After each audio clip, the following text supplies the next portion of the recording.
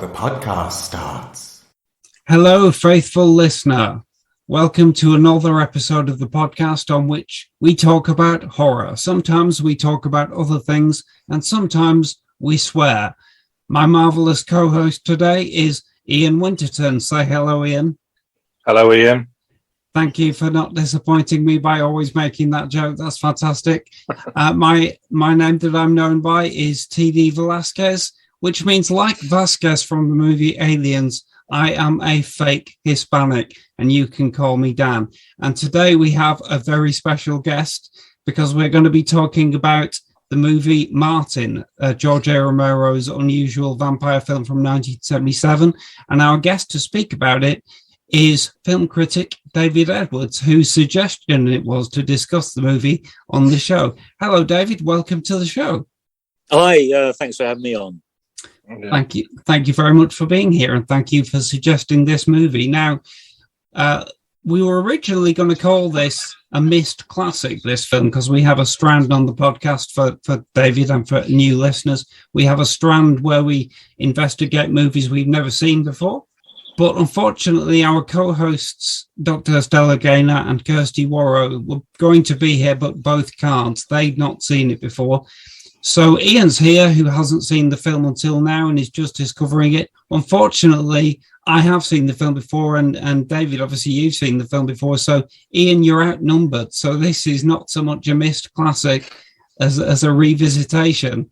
It's an educating Ian. But do you know what's weird as well? Because me and, as the listeners won't know, but me and Dave went to uni together. We've known each other since 1991. Yeah. And so we have known each other a long time. And I've been in the room with David playing Martin probably several times over the years. But usually when we've come in from the pub.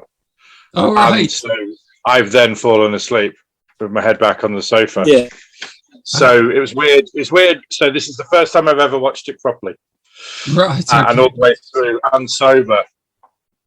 I would just interject here that Martin is not really your ultimate post-pub movie. No, it isn't really. It's not been designed for that at all, has it? It's but we not always Mad Max. We always misjudge quite how sleepy I'm going to be. It's not Mad Max 2. Well, it kind of lends weight to. I was just explaining to David when we were chatting earlier that when I was a teenager, I saw this film as a film fan and a hopeful filmmaker growing up. And then I went to university to study film and discovered that none of my friends and fellow students had seen it, and many of them had not heard of it. So this is probably the first conversation about this movie I've ever had. And it's a delightful thing because I've rewatched it and found even more in it than I remembered. So what we'll do is we'll discuss the film in a way that's friendly for listeners who may not have seen it, spoiler free for the first few minutes, and then I will give a warning and we'll go into depth about just everything we want to discuss about the experience of seeing the film. Now, let's have a listen to the trailer of the movie before we discuss it more, because it's a rather audio-friendly trailer, as I think the listener will understand. My name is Martin. I'm 84 years old. People think I'm crazy when I tell them how old I am. I'd like to be normal. I just have a sickness. The only way I can survive is by drinking blood. That's fair.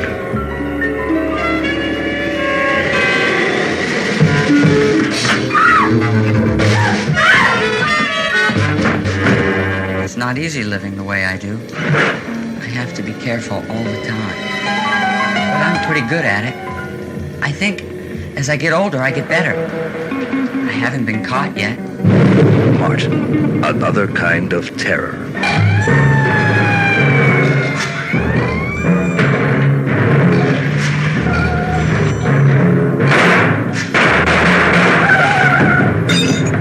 See, people don't understand what's wrong. They think that I'm a monster. They think I'm a vampire.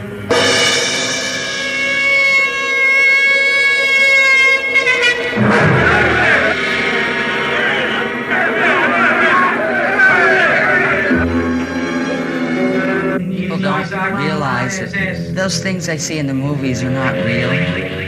I don't have a whole lot of women. It's nice to watch them. I watch them a lot, all the time. I have to be sure that nothing goes wrong. I follow them. I plan. I'm very careful. I have needles now. I can use them. I can put them to sleep. And it doesn't hurt.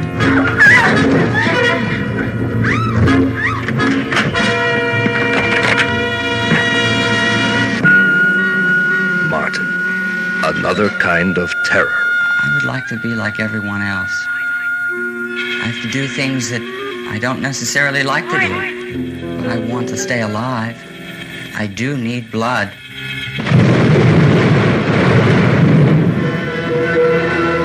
From the director of Night of the Living Dead, Martin, another kind of terror. So, dear listener, that was the trailer, the original theatrical trailer from 1977's Martin, a very unusual vampire movie directed by George A. Romero in the decade between his genre-shaking masterpiece Night of the Living Dead before its famous sequel, Dawn of the Dead. So we've got 3 people here who've all seen the film recently, even if one of them, bless your heart, Ian, it's the first time you've seen the film all the way through. So we're going to talk about it in an accessible way for listeners who may have not seen the film for a little while, and then I'll give a warning and we'll go into more detail. So do you mind if I start with you, David, because you're obviously steeped in this movie? If you had to explain Martin to somebody who was completely unaware of it, and in a way that, you know, you would sell it to them, how would you describe the movie? I would describe it as an oddity. It's a film that, you know, almost nobody has seen unless they're particular fans of this subgenre of grindhouse midnight cult movie.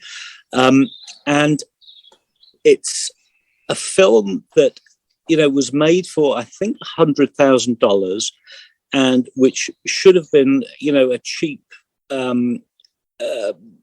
unseen movie, but which has so much going on in it, has so much original thought, has so much technical proficiency, which you wouldn't expect in this sort of movie, that it stands alone, I think, in this strange area of exploitation movies as a kind of a piece of art, a piece of subversive art, but a piece of art nonetheless. And it's also one of those rare films from that era that actually gives you back more and more the more you watch it. Yes, I'd agree with that. I definitely feel that way, having seen it again.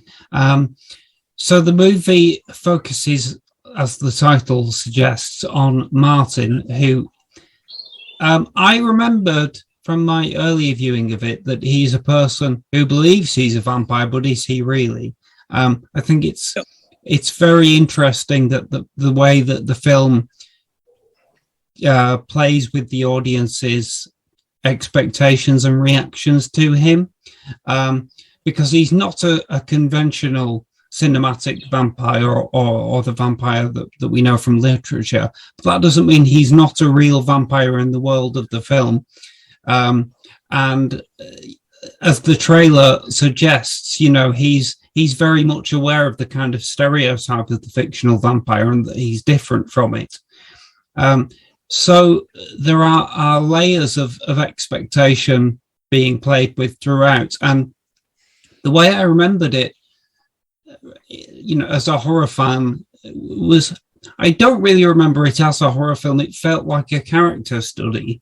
And of course, absolutely. And it's clearly intended to be that, because the movie is called Martin. It's not a very exciting title in the exploitation genre. you know. Mm. And it's interesting how the promotion of the film tries to sell it as an exciting horror film. I think the tagline is something like a new kind of terror. That they use that kind of tagline, but All then the posters are very much razors and fangs, aren't they? yeah, and sometimes the two combined. yeah. But the title itself is so prosaic, Martin. You know, and I'm amazed. It's appropriate, but I'm just amazed that nobody at any point stopped Romero and said, "It's great, but you've got to change the title. We can't sell that movie."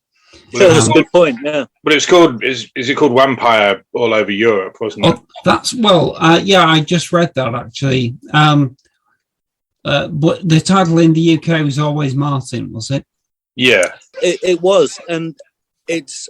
I don't know if it's a happy accident or anything else, but you know the way the word Martin sounds very much like the word martyr, and Yeah. you know Martin is kind of a martyr in a deeper level, which perhaps we'll come on to. You know, he's this. It might technically be a spoiler. No,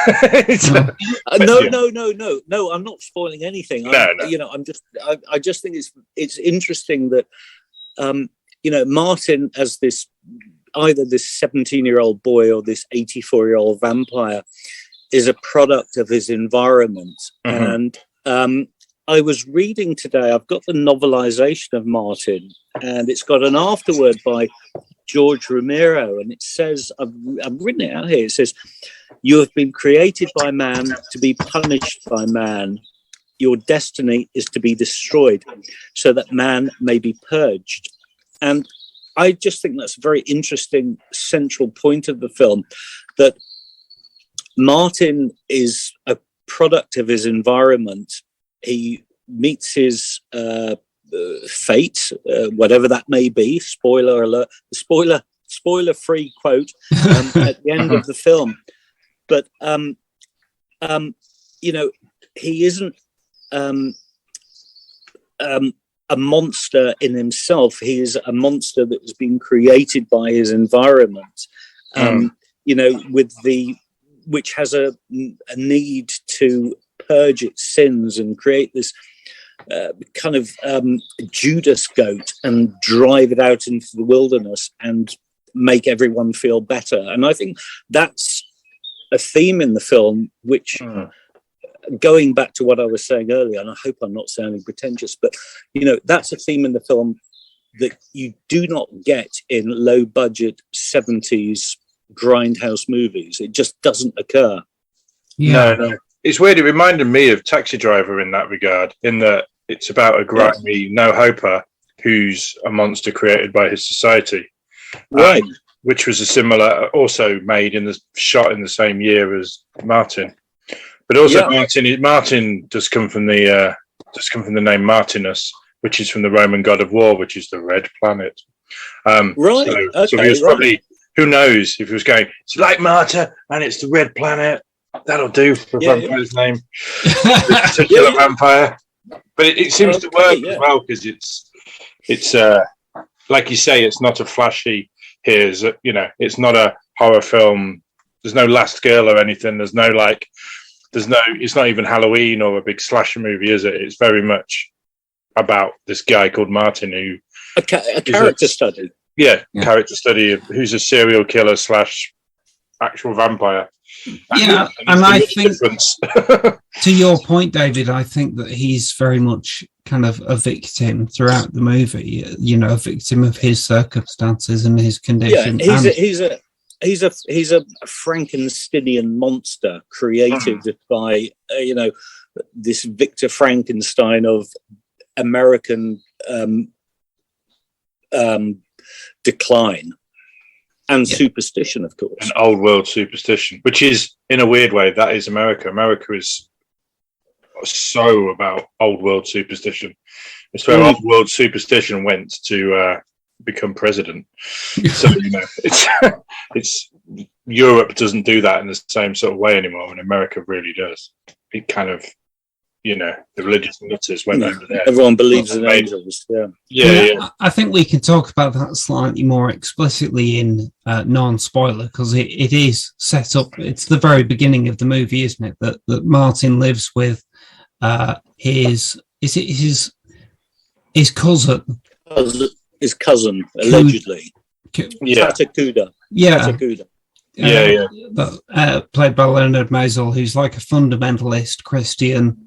I'm not sure exactly what kind of Christian. He's Catholic, isn't he? The character. Well, they do go to a Catholic church, don't they? They get the priests in. They even talk about The Exorcist, don't they? Yes, yeah. Getting it all wrong, which is a bit cheeky for a low-budget horror movie to go, hey, that really, really, really classic horror movie that won an Oscar? I'm going to slag it off. But, he doesn't slag it off. The character says it's great. He says, I think it's great, yeah. And the priest, interestingly, is played by Romero himself. Yeah, it's a great director's cameo. Yeah.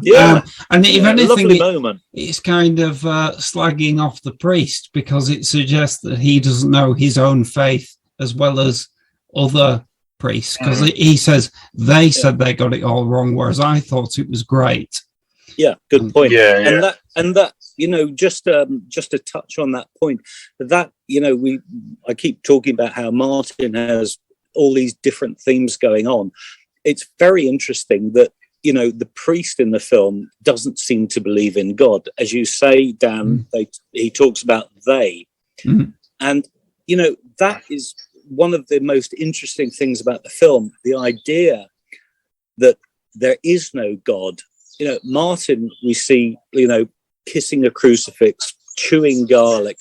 We see his reflection in a mirror within the first half hour of the film. And we've always been used to vampire films where, God prevails and, the vampire has a stake through his heart and is put at peace. The thing that I find profoundly depressing about the film, but so interesting, is the idea that there is no God, that everyone is just walking around in some meaningless play, and that Martin has no salvation come the end of the movie. Also that makes me think that, mentioning The Exorcist as well, which one of the things about The Exorcist is it's created by a very Blatty he made it to be a religious movie. So in a way, this is the opposite of The Exorcist, in that this is an atheist movie. Yeah, it's a nihilistic, atheistic movie compared to The Exorcist, which is ultimately hugely religious. The devil gets defeated by God, and you definitely, the world of The Exorcist, God exists because the devil exists. In this one, he's just a bit of a drippy 17-year-old boy who's a victim of a superstitious culture, and that's a lot more disturbing and a lot more. I wanted a good shower after this movie, and I mean that in a good way. And that it just feels horrible. It's a grimy movie. It's a grimy, depressing movie. I still liked it. But it's depressing. I totally get that. It's very maudlin, and it's very, more than maudlin, depressing. I'd say it was a very sad movie. But it's also, if you take, at least a couple of steps back, it's actually quite a funny movie. There's a lot of humor that's running through it. Tatakuda, the religious cousin, and Martin, they engage in this sort of war of wills. Tatakuda puts bells up on Martin's bedroom door, so everyone knows if he's coming into the house. And Martin, because I think we should say for people who've not seen the movie yet, because it's clear from the start that Tatakuda is aware of the fact that Martin is what he calls a Nosferatu, and he kind of sees it as his fundamentalist job to use the traditional methods. Well, he's a comedic. He's a grotesque comedic character, is Kuda. Yeah. With his Nosferatu. So there's definitely that. I mean, in a way, another movie from the era it brought to mind, which has nothing to do with this genre, but is Harold and Maude. It's that sad nihilistic kind of. Yeah, very much people, so. People knocking around in reality before they die. Well, yeah, sorry, David. Well, I interrupted there. Where were you going with that? Sorry. I was talking about the humour. Okay, so you've got Martin and Tatakuda on this sort of, game of one-upmanship. And as I say, I mean, you really need to step back because it is, the sadness of the movie, so overwhelming. But when you do step back, it's almost a kind of like Laurel and Hardy, two characters, one of whom is, hits one over their head with a spade, and then you've got the other character who, jabs him in the eyeball. And, there's that kind of like frisson between them, which is very funny. The other thing. Why, if you kill somebody from this neighborhood, I'm gonna. And just the fact that he's like, you're a vampire and I will destroy you, but also save your soul, but also come and work in my butcher's shop. Yeah. And here's another fine mess you've got us into. But there is that. And then there's the other scene. I mean, the key scene in the film, which I hope we talk about, is the home invasion scene where Martin breaks into the house. And, that's the pivotal scene in the movie. It's so tense. And, just as a side note, Romero is known as many things, but people forget how good an editor he was. You just watch that scene and it's so brilliantly put together. Yeah, he edited the film himself, of course, didn't he? Many people say he lost his edge when he let other people edit his movies because he was a director, editor. But just to go back to that scene, Martin, invades this house in this horrible, shocking, appalling sequence. And he goes in, and once again, he's looking for his virginal, heaving bosomed, nubile, willing lover. And what does he find? He finds this woman whose husband is away on business, who's got another man in her bed. That's very, a cynical worldview, but it's also kind of funny. Yeah, absolutely. And the fact that it's you're right that's a very frightening sequence, but it's also kind of farcical to a certain extent.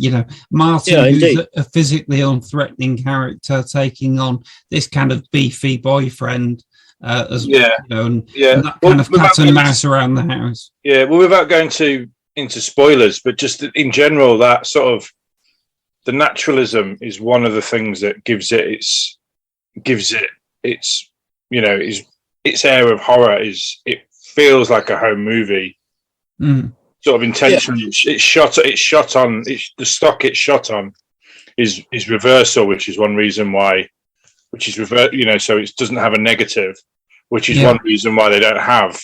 Dave will know more about this than me, but which is one reason why they don't have copies, because they didn't have negatives. They printed it, but that's also how they shot the news in those days, because it was quick and you didn't need to. With the news, they didn't need to print it loads of times because it was literally just going out on TV, and they shot an actual $100,000 movie like that. So I was reading this thing that, Romero's there going, oh man, we've got this 2.5 hour version. Do you remember that? No one knows where it is. It's, because they didn't have the negatives of it. So they cut it and edit it together on a one-off. Right. And that must be what, Dave, should we come on to the fact we were going to do this movie when the Blu-ray came out? And then I spoke to Dave and it was like, well, the Blu-ray's not coming out because they've just found the 3-hour version, which is that kind of confirmed now, Dave? You were saying off mic that there's stuff that's actually happened today. Yeah, well, the film was shot on 16mm, blown up to 35, and interestingly, just as a little bit of backstory, Romero was practically bankrupt at the time, and he'd been shooting all these sports commercials, all these promotional films, including, unpleasantly, a documentary on O.J. Simpson in the early 70s. But when he was making these films, him and his sound guy, who was called Michael Gornick, who became the director of photography and Martin, they were saving up these scraps of film to make their movie, and because it was quite expensive. And what happened was that they made this. They shot Martin as a, sources vary as either a 2 hour and 45 minute or 3.5 hour movie, and they shot it in black and white. And Romero, throughout his career, was always, terribly unhappy that this long lost, extra long version of Martin either was stolen from his garage or, according to other stories, was destroyed in a flood in his basement. So the extra long version of Martin was bizarrely earlier this year found, and this is a sort of holy grail for horror fans, and it was found by a solicitor who apparently was given these 3 canisters of film, and he watched them, and then he put them aside and totally forgot about them. So I think it was in January or maybe December last year, he was on Facebook, and he was on a Facebook Martin group, of which I'm a member. Right. So I found these, and, let's see what happens. Now, the copyright is owned by Richard Rubenstein, who was the film's producer, and bizarrely is the cheating housewives from the home invasion scene. He plays her husband in the Blink and You'll Miss It scene. All right. So he owns the copyright to these. But, this actually happened this morning on this Martin Facebook group, that the lawyer who owns these has put them up for sale. And you can go onto his website, and he says, this is the version. I assert no copyright, but, if you want to buy it, serious inquiries only. And if nobody does buy it by April the 20th, I think he says, he's going to put it up for auction. So, this long heralded, long lost black and white version of Martin, which runs, twice as long as the version we've all seen, is suddenly back out there. And it's going to be so interesting to see what happens. Although, one thing I'm going to say is that I, of course, will, fly to America on my own money to go and watch this. But I don't think it will improve on the Martin that we all know. No, I like the fact it was 90 minutes, not just because, as you'll know, as a film critic, you're always like, yes, short film. Ian, you said you found it a bit plodding in parts. Well, not plodding, but just I did find it. It was. I mean, this is a whole other section. It was. I liked it, but it made me realize how much sometimes we've been watching streaming, we've been watching TV, we've been watching. I just thought, how's Generation Marvel going to cope with this? And I mean, you were saying off mic that it shocked you at the time because you were used to Hammer. Yeah, And it was like, oh my god, I haven't watched a movie like this in this register, this slow. Yeah. Obviously, that fault's on me. I wasn't bored by it. I was just like, oh, it's taken me a while to get into a slow movie. Like, but that's this sort of poetry to it. That's the beauty of it. I don't think there was a single moment of the film that I would, excise, because even the slow moments, where Martin's like sitting in his bedroom playing with a pop-up a bird toy, or when he's like walking around, this incredibly depressed, broken back steel town. Yeah, it all added up to the atmosphere. Oh no! I mean, I wasn't criticizing it in that. I could see if somebody said, "Oh, I found that boring," I would go, "You probably weren't in the right mood for it." Like with a lot of movies, because it's not. But no, it was just more. It was just more getting back into watching a movie from that era of that type. yeah. But I did love it. But yeah, I mean, just it's also I mean, it didn't make me want to go to Pittsburgh. That's for sure. I'm actually going to make. You're going to do a pilgrimage. No. I've actually done a pilgrimage. Oh wow! Oh, wow. When I was 18, I went on an exchange course to a university in America. Yeah, and I remember I was supposed to go. I had a girlfriend. Yeah. Like an idiot. So I went, no, I don't go to America. I want to have a girlfriend. Idiot. Well, maybe you were right. But anyway, I went a month beforehand and I got a Greyhound bus and I went all around America. I had my, Lonely Planet guide, and I went to Pittsburgh and I stayed in a hostel. And I remember coming down to the front reception desk at the hostel and saying, where can I get a bus to Braddock, which was where the film was made.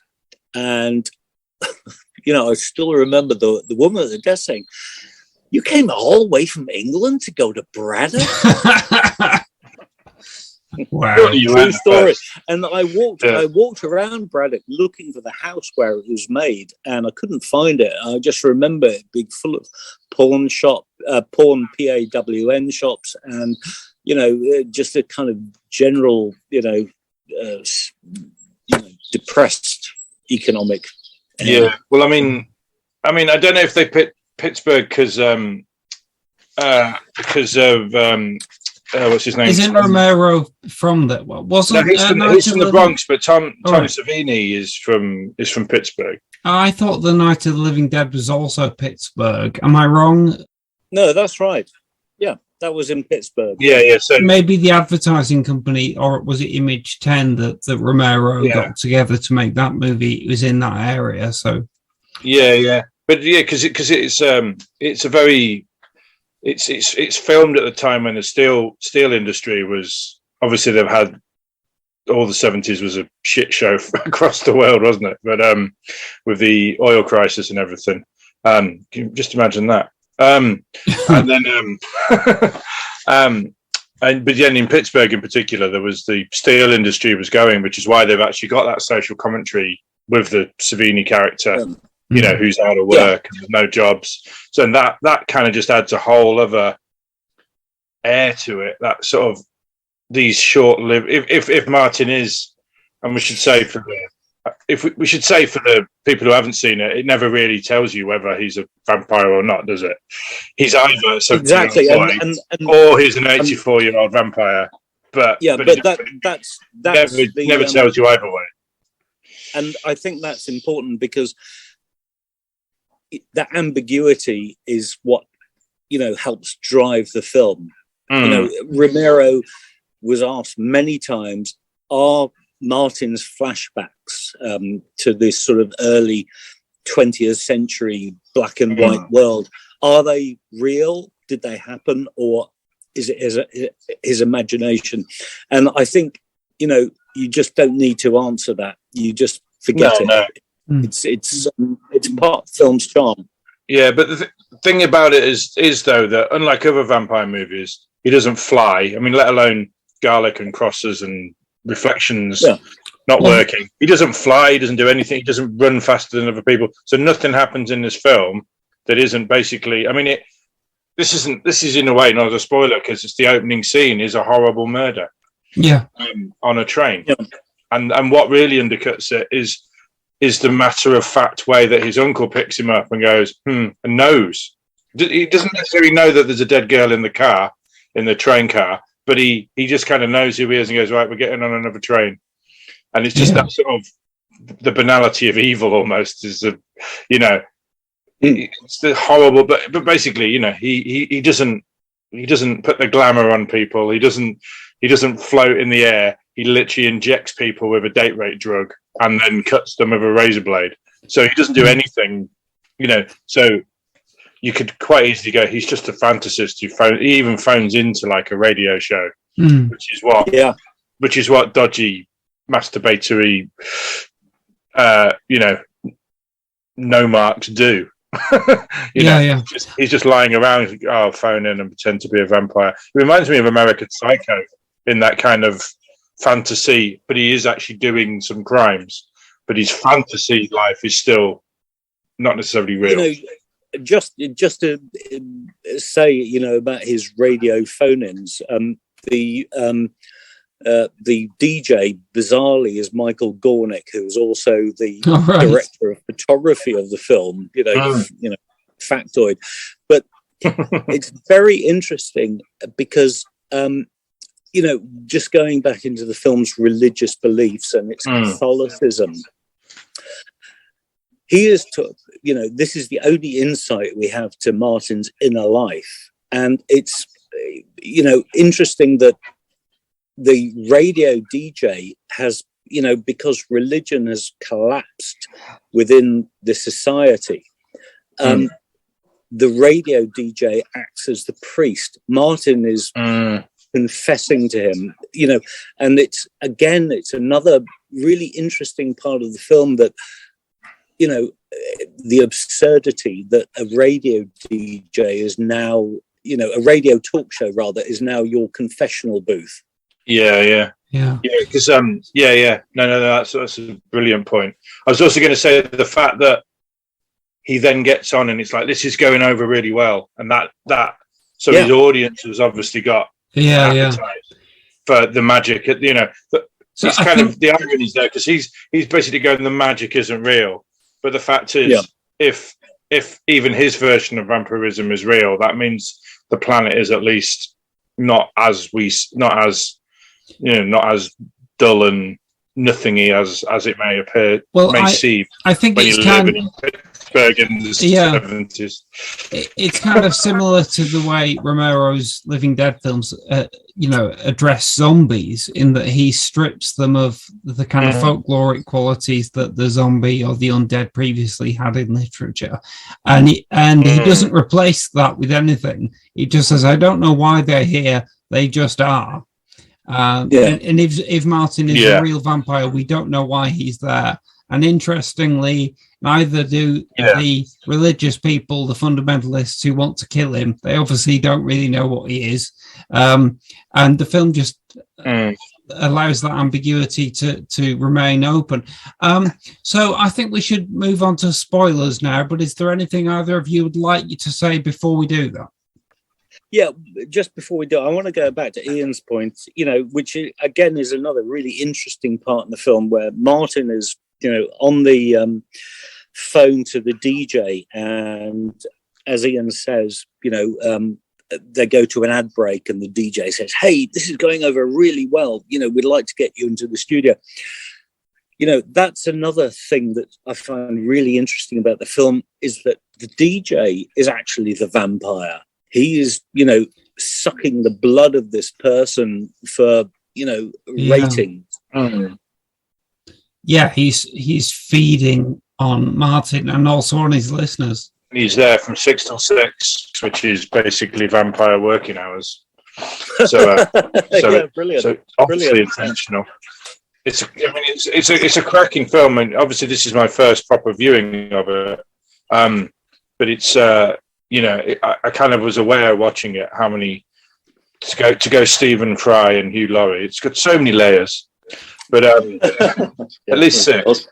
But I hope we don't sound like that. Well, let's discuss that in full spoiler fashion. Then I think it's fair to say that it's a very thorough recommendation for all three of us to any listener who's not seen the movie before. David, obviously, I think it goes without saying that you definitely want as many people as possible to watch Martin. I'd agree, actually. I think it's a film well worth discovering. I'd say make sure you're in the right mood would be my only caveat. Yeah, don't watch it after the pub. It's a certain type of slow... Well, it's not slow. Maybe slow is not quite the right word. It's quite slow. It's a slice... Well, I think if you go into it expecting... I think you need to familiarise yourself a little bit with what a slice of life kind of 70s movie was. Because more of what the aesthetic of Martin is than, say, the modern horror film. No, chaps, I wouldn't call it a slice of life, and I wouldn't call it any of those things. I would call it a work of realism. Okay. Yeah. Well, yeah. I'm just going to go back a little bit. I remember this film was first shown in Britain. It was on Channel 4, and it was in December 1986. And I distinctly remember my sister recording it on our Betamax video, thinking it was going to be another, very pleasant home counties horror where Peter Cushing, won at the end, and all would be well. And she recorded it to watch it with my mother. And I actually dug out the newspaper report. We used to get the Daily Mail, God help us, back in the day. And I dug out a copy of the Daily Mail from that day in December 86. And we were in the middle of the video nasty panic, or we were just coming out of it. And there was an article in that day's paper saying, Parliament has moved this, blah, blah, blah. And then there was a bit at the bottom saying, actually, our schedules this evening seem reasonably free of obscenity, which was ironic because Martin was, seized by the obscene publications squad or whoever they were, and was never prosecuted. And the next day, I remember my mother and my sister sitting down to watch this film, and I remember walking in, trying to see what was going on. And every time I did, of course, they turned it off, and I had to go out. Anyway, they started watching this film, and after 10 minutes, after the train attack scene, they both turned it off and walked out and never wanted to see it again. And Right. we were talking about realism and, cinema verite, or whatever, you want to call it. But watching this film, as I did the next year as a middle-class kid living in the home counties, was profoundly shocking, because you have to remember, as a child growing up in the 80s, America was all about, Dallas. Everyone lived in, South Fort Ranch. They had huge cars, they ate cheeseburgers, they dated cheerleaders or jocks. And watching this film then and seeing, the dark underbelly of the American dream was profoundly shocking. It was like a punch in the guts. Yeah, I can imagine. I think we're a little more... in a way, that's the reaction I've had, getting used to flashy movies, and it still had that same reaction on me in 2022, because it's a grimy, real, it's shot almost like, not quite like a documentary, but it's not a flashy movie at all. No, that's so much of its power. Ian, you used the word naturalism, and I think it's worth saying that I think it's a beautifully acted movie that doesn't seem like it's acted. And in a way, the aesthetic of it. I used the term slice of life.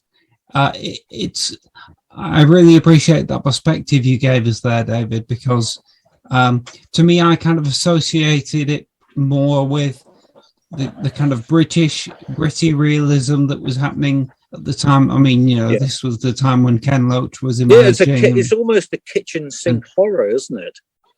Yeah. So in a way, I didn't find it shocking in the same way, but I appreciated those qualities. But yes, of course, it is a kind of million miles away from the mainstream Hollywood TV product, especially of the 80s, and it is a million miles away from the stuff we see now. But I do think that everybody in it seems like a real person. Nobody seems like they're on camera. Nobody's playing to the camera.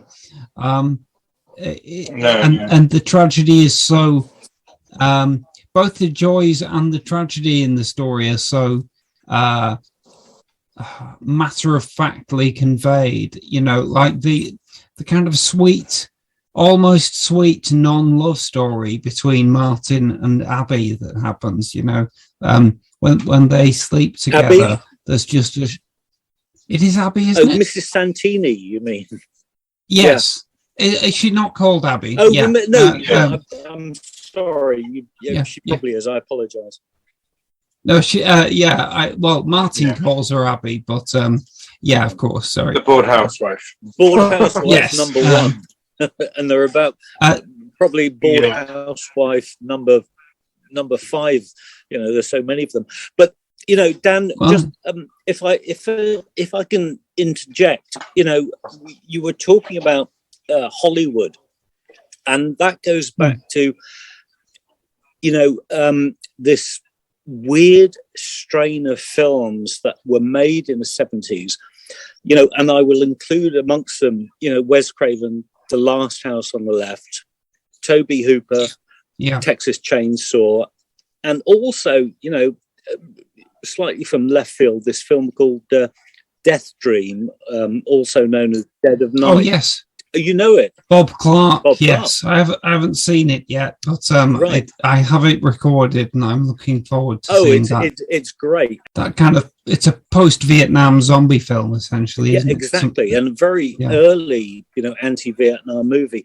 But, I think the central point, that I would make about Martin and why it is so interesting and so powerful is that it was made by people, Wes Craven, Last House on the Left, Chainsaw, blah, blah, blah.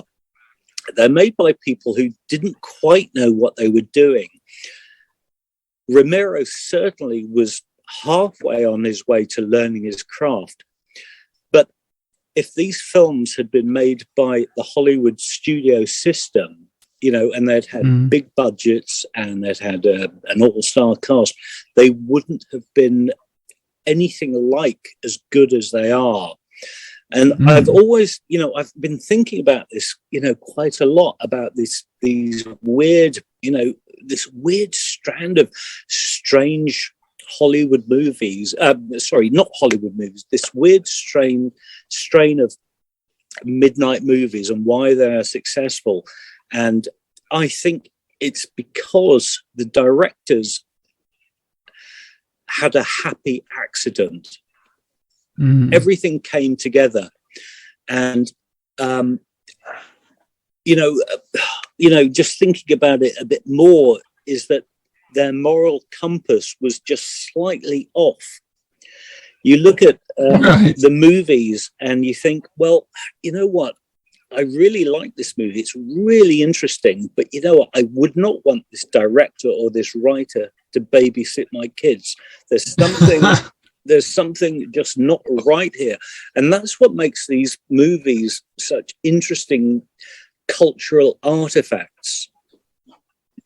Yeah, well, I was going to say it's a real shame Stella and Kirsty aren't here because apart from it's a shame anyway, but just because there is something very of its time in the voyeurism. He is like looking at their breasts, and we're seeing the breasts. Yeah, and it's horrible. I know, and you wouldn't set out to do that. I know, and that that goes back to what I was saying about The Last House on the Left. There's a terrifically horrible scene of sexual violence that's going on, and the camera is adopting this POV, as we call it, point of view, and you're watching the action happening, and you've got some leaves of some trees in front of you. So the camera isn't just watching it. It's almost like you're a peeping Tom observing what's going on. And, as you were saying, Ian, and, very interestingly, the fact that you want to take a shower after watching some of these films is really prescient, I think. Yeah, well, it's I mean, in a brilliant way, but it's a deeply unsexy movie. Yeah. It's like it's the opposite. It's such a grim it's I don't know. He'd be an incel now, wouldn't he? He's a grim. Yeah.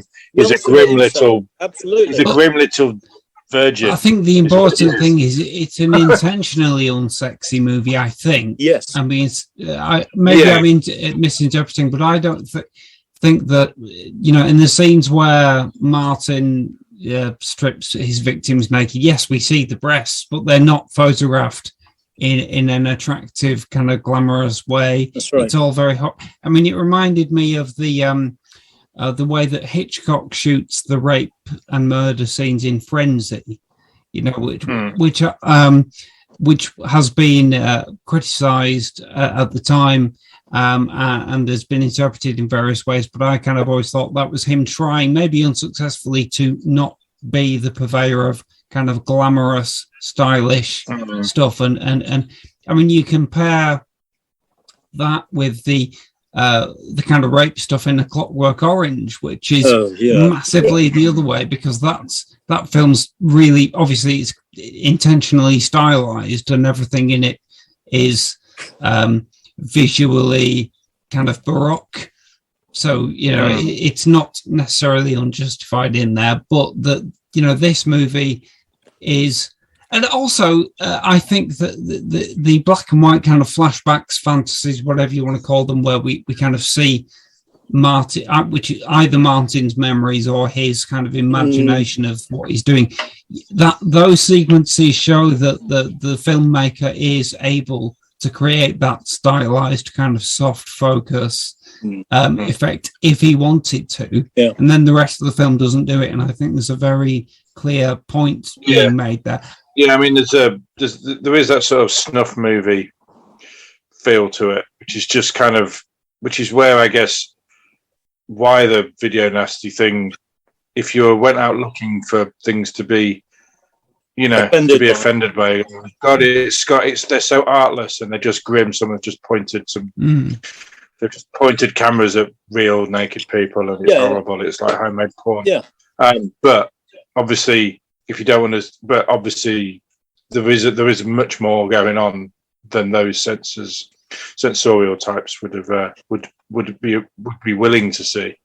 But it is that sort of you know, I guess it's Martin. It's not really even a male gaze. It's Martin's gaze, which is why it's so horrible. It's his specific way of seeing the world, which is when he talks about this, I'd never want to do the sexy stuff, and it's like it's almost the most horrific part of the film is when he's talking about sexy stuff. Oh dear! Blood. Oh, it's brilliant, but it's really unsettling. You know what? I'm going to really disagree with you here. Okay, you know, we watch the film. In the first 5 minutes, we have this, you know, not particularly attractive looking man stalking a woman on a train, looking at her. Then he breaks into the train and, rapes and murders her. You know, an absolutely unconscionable act and a character we cannot stand, you know, and we expect to spend the next 90 minutes watching this evil person finally getting their comeuppance. What happens, and again, you know, I talk about all the different things that are going on in the film. By the end of the film, there was a guy who wrote a book on Martin. I can't remember his name, but he put it really well. By the end of the film, we actually sympathise with him, and we don't like him, but we look on him as a person with an addiction. You know, like almost like a family member who has been sucked into this madness that he can't control. We want them to get better, but we know that they can't. And you know, Martin's bloodlust, you know, as I think the posters called it, isn't, you know, is kind of universal in, you know, obviously not all of us go around drinking blood, but you know, I almost look at him as like this kind of helpless alcoholic who can't stop drinking even though everyone around him knows that he should. And we sympathize with him, but we almost at the end of the film, we just kind of give up on him.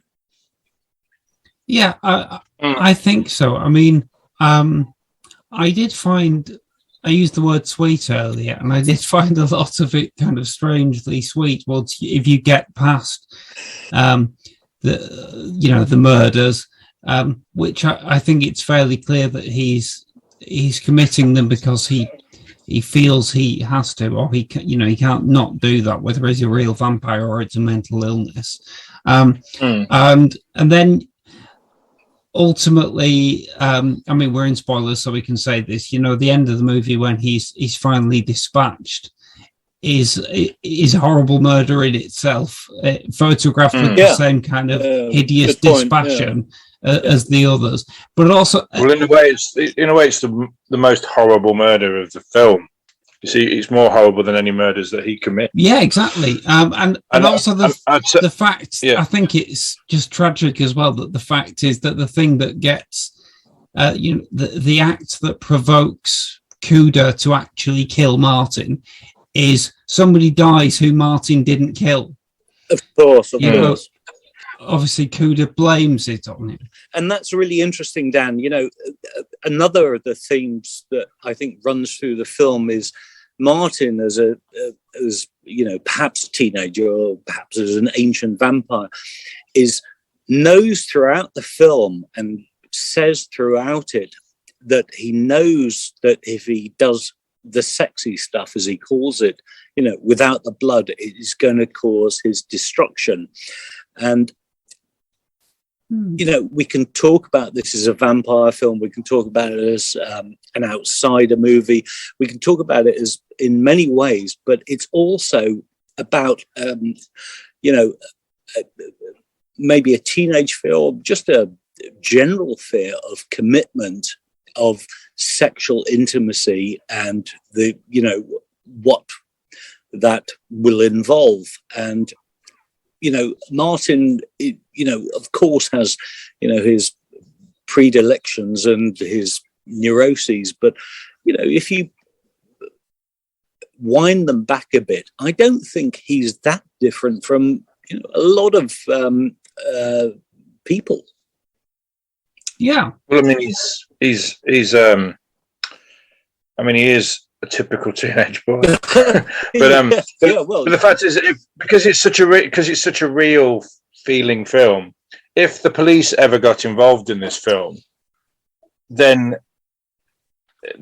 Martin, his uncle, his uncle would be put in prison for killing him, and also they'd go, if you knew he'd done this, why were you dealing with it with, why were you letting him work in your shop? Why were you trying to cure him and exercise him? I think and why didn't you hand him over to the authorities and get treated? That's the East European way. We deal with it in our family. Yeah, it's a family shame thing.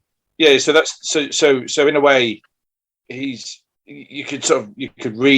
one reading of it could be that he's an ill child. His illness has been probably caused or encouraged by the culture he's been brought up in. Absolutely, and I think, or if he is a real vampire, they're also guilty of not acting and letting him rampage around the world for 80 years. Yeah. So instead of dealing with him because of their superstition. So it's it's the old Romero thing of we are the monsters. The worst people in his films aren't the zombies. Yeah. And in this case, it's not Martin the vampire. It's his uncle, society, who's ultimately a psycho who thinks of himself as a good man. Yeah. I'd also add to that. Sticks a stake for a 17-year-old's heart at the end in the most graphic. Yeah, I always it's strange, but because it was so long since I've seen the film, I thought I remembered that Martin did actually kill Cuda in the end. But then no, it's the opposite, and that's such a brute. I had to rewind that scene and watch it again. I know it's it's a moment, isn't it? Yeah, he's just, Martin just wakes up, Cuda's over his bed with the stake, and bang, he's gone. Yeah. I'd add to that as well, just the fact that it's not just the religious fundamentalist kind of horrible people in the movie, but everybody's disappointing in it. There's the from Abby who becomes Martin's lover and is a center of kind of a site of possible hope or some kind of sense of light, but then she gives into her own darkness but by committing suicide, and he's completely unaware of that, until he just walks in and finds her kind of dead in that very matter-of-fact way. Then there's what's Cuda's niece called? Christina. And she is really nice to Martin, or at least compared to Cuda. But when she leaves the film, she promises she'll write to Martin, but then doesn't. So she's also just less than her word, and the whole world is kind of disappointing. And you realise that at the end of the day, at least Martin is a horrible murderer, but he's at least fairly honest about what he is to himself, and he keeps himself to himself. He doesn't make promises to people that he's not going to keep. And when he goes on that radio show, he's fairly open and talking about his approach to life, and he's sort of doing his best with what he's got, which he's obviously got a horrible lot in life. Exactly. It's very interesting you're talking about Christina. You look at the film and just going back to what I was saying about this town of Braddock having no hope, it's very, very interesting that you watch the film and there are no children in it. There are children in it in one scene where Martin is, staking out the home invasion scene, and he buys an ice cream sandwich from an ice cream van. And there are children in that one scene. Otherwise, there are no children in the entire movie, which reinforces the fact that, this is a dying town. Children, obviously symbolize hope, regrowth, and, the future. There are no children. And the ladies in the shop, are all very much. Well, when did anyone young last come into this town? Yeah. And there's an irony there, and actually, he's 84 years old. Yeah, exactly. Or is he 17? And so just going into the kind of the lack of hope and the moral degeneracy of the town is that there are no hopeful or positive relationships in it. We've got Tatakuda, who's single. We don't know what happened to his wife.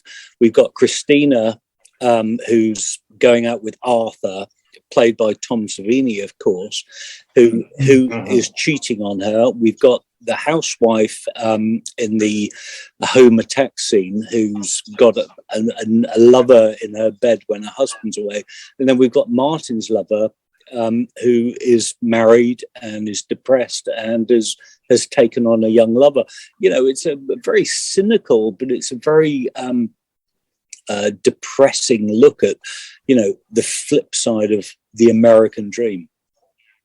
And a priest who doesn't really seem to believe what he preaches. Exactly. And it's very interesting, we're talking, the state of the church in this film. We've got, Father Howard, played by Romero, who obviously doesn't believe.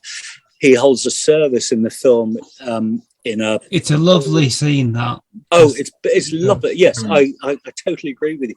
But the scene is held, the church is burned down and they're holding in some sort of community hall. The church is gone. Jobs have gone. All the old, things that we hold true have all disappeared. And this is a town without hope. And the people have degenerated because of it. And Martin comes into the scene and becomes as I said before, a kind of pariah, because people are so unhappy and so upset. They need to find something to focus their ennui towards. Yeah, your favourite word, ennui. Ennui. It was taught to me by Ian. But it probably was. Yeah, you're always going, oh, ennui.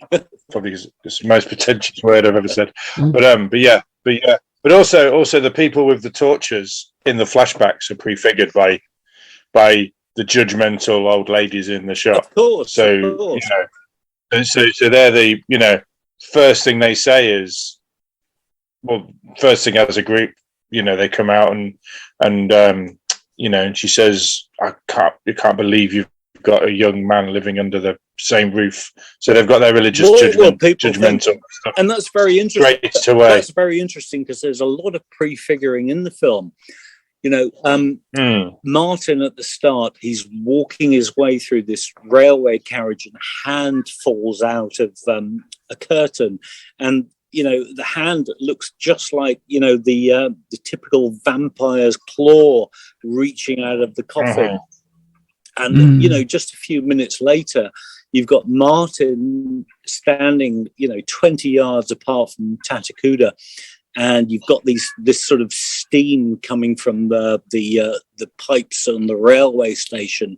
And that's used later, on his flashbacks of this mist coming out, So, there's so much going on. I think the use of those scenes are really interesting because, right from the start when Martin invades the train carriage and it cuts to the black and white image of the woman kind of welcoming him in, and you think, this is how he imagines his own scenario that he's in. But then later in the film, when you see more of those kind of sequences, you think, oh, wait a minute, are these his real history? Are we looking at his memories here? And then it's very much his sort of Mina Harker. He's read Dracula. Yeah, kind of. Yeah. Kind of. Just because she seems, the dead lover seems a lot more into it than the current his current victim. Right. Well, indeed. But and the film never defines explicitly where the divide is. Those flashbacks are somewhere between fantasy and history, and we don't know, and that's part of the ambiguity of the film that works really well. It's very interesting during that train scene at the start, just before he breaks into the room with his skeleton key, he has this vision, as you say, of this nubile, willing, large-chested woman who is going to invite him in and submit to his vampiric, Christopher Lee-like charms.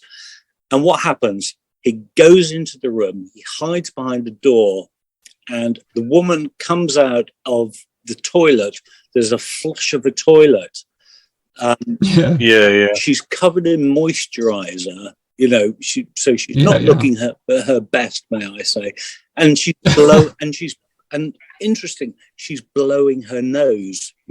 She's all the sort of frailties of human nature are animalistic need. Contrast with this beautiful woman that he imagines, and that kind of says so much because the film is such a contrast between our expectations of Hammer horror and movies filmed in Buckinghamshire, where the Transylvanian castle is outside Aylesbury, and we have this proper human thing, and Martin is confronted with this all the time, I think. Yeah, and it's I really what did you think about the whole scene where he's actually dressed up as a sort of Dracula type? So I just love the bit where he spits the fangs out. Yeah. And he's just like, it's just a costume. Yeah. And I almost think that could be the theme of the whole movie, could be everyone's just wearing a costume. Yeah, that's everyone's just sadly going through the motions in this movie. It's such a depressing film, like a work of genius, but it's a depressing movie. Yeah, it's not depressing; it's sad. Yeah. Okay. Slash depressing if you're not in a very good mood. I think if I'd found it hugely depressing, I mean, I can see what you're saying, Ian, but I do feel like the film has something about it that will draw me back to it. Whereas if I was just depressed by it, I'd perhaps be a bit more repelled. Yeah, no. What stops it being depressing is its artistry, but it's generally a very bleak, pessimistic outlook. Absolutely. I don't know. I don't know if I'd agree. I think it's cynical. But I think the nut job that kills him puts some seeds on his grave when he buries him in his garden. I think it's cynical. But interestingly, that scene where he plants the seeds, I don't think he is planting seeds. According to East European vampiric lore, you sprinkle salt over the grave to make sure they won't rise again. Right. Yeah, I'm pretty sure. So I only watched it yesterday. I'm pretty sure they look like seeds to me. Well, maybe it was symbolic. So, gentlemen, we're coming up to the end of our time. So, I just wondered if we'd each want to say something. If there's anything each of us would like to say about the movie that we haven't yet. We haven't mentioned all the car crushing. There's a lot of car wrecking yards, which I guess just add to the general Jesus. There's a lot of consumer goods to get rid of before this civilization wraps up. I just saw it as a malaise, What would I?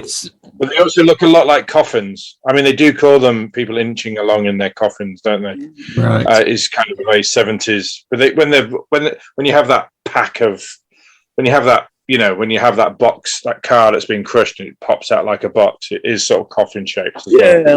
So I wondered how much we could infer. It's a great symbol for lack of hope, isn't it? And for the end of things, is those endless kind of scrapyard piles of vehicles.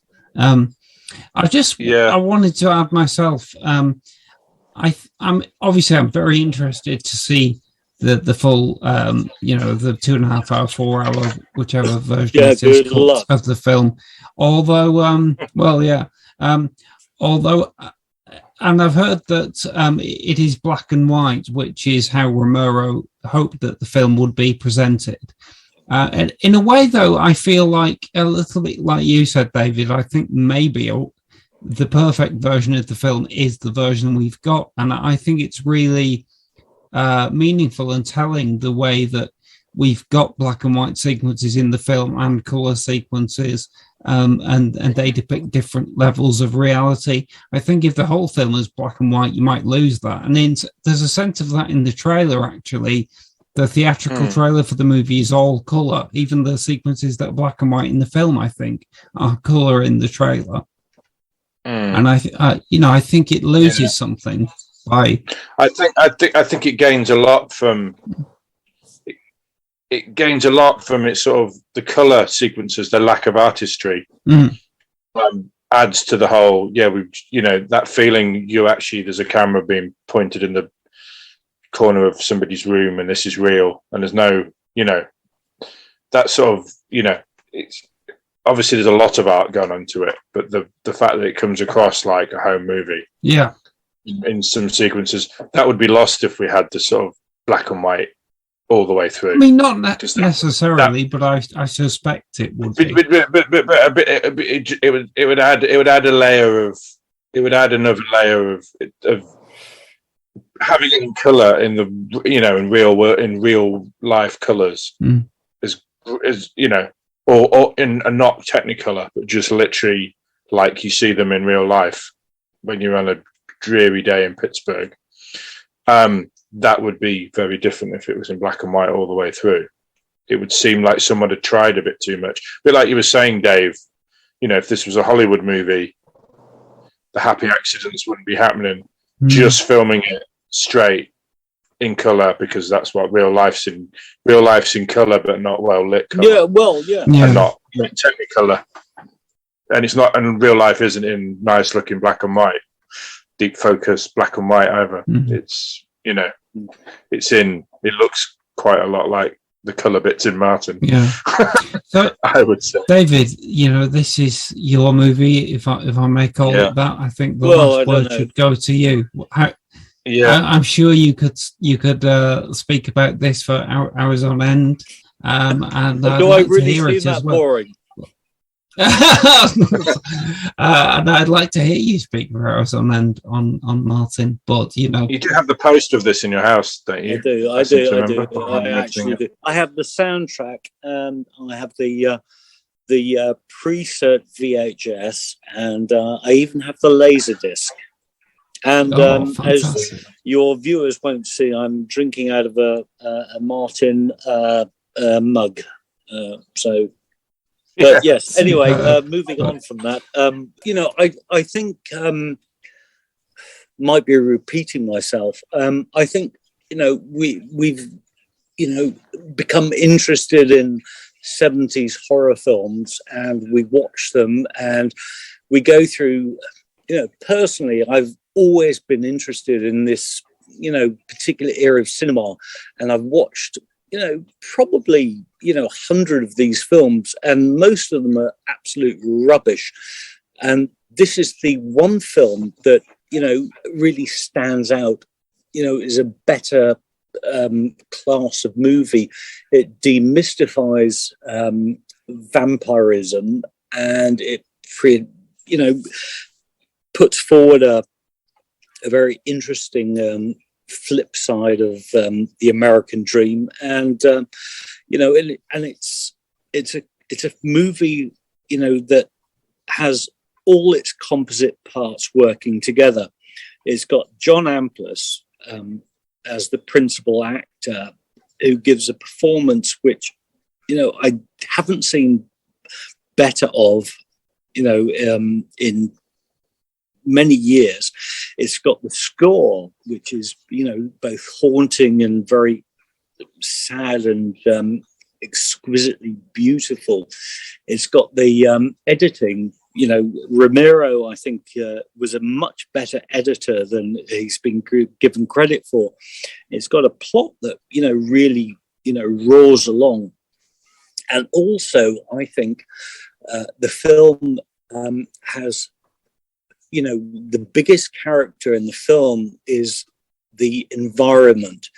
The fact that we're living or we're watching a film in a depressed steel town that informs everything around it and creates this very strange maudlin mood that we aren't used to seeing. And it's one of those very rare films where everything comes together absolutely correctly. Absolutely. That's beautifully said. Brilliant. And I agree thoroughly.